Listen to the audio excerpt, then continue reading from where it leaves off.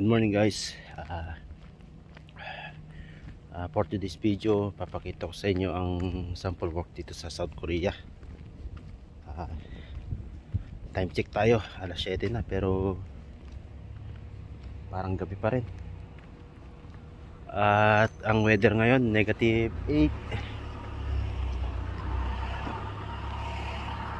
Ang kapanipala namin basurahan.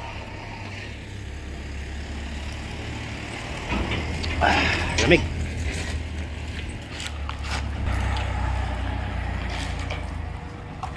Yan po.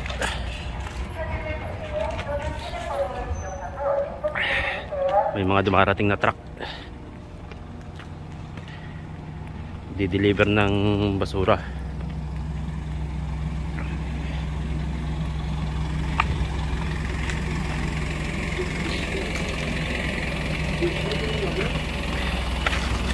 Pero bago ang lahat, mag-attendance muna tayo.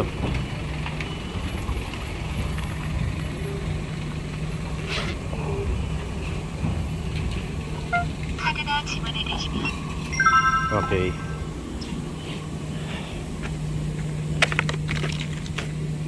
Yosu. Ayan guys, basura. Dito sa department na ito, dito sa gawing dito, classification ng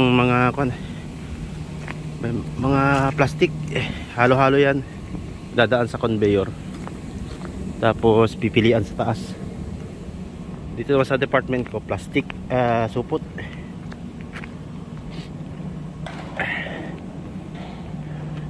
Medyo tambak tayo yan po yung trabaho ko. Crane. Tapos may press machine. Painitin ko muna yung press machine dahil tumigas sa lamig.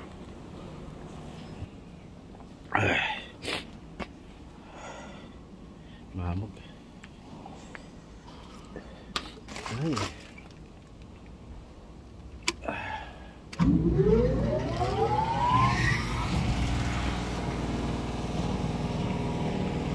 Yan guys, pala may napupulot naman ako sa trabaho ko. Mga stop toys at saka mga bag, at saka mga jacket,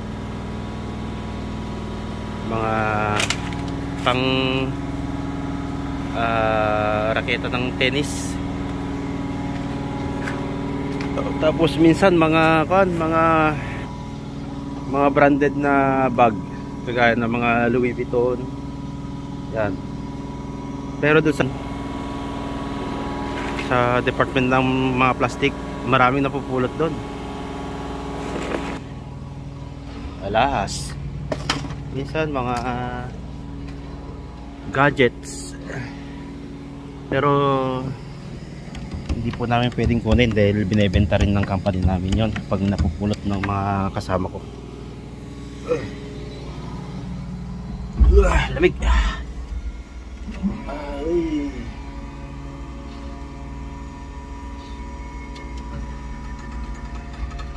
Lamig.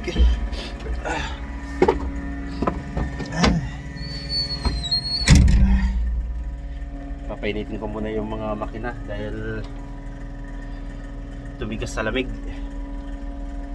Kasi hydraulic kasi ito itong mga makina namin. Ginagamitan ng mga langis. Kaya medyo yung mga langis niya na stuck pa sa mga hose. Kailangan painitin.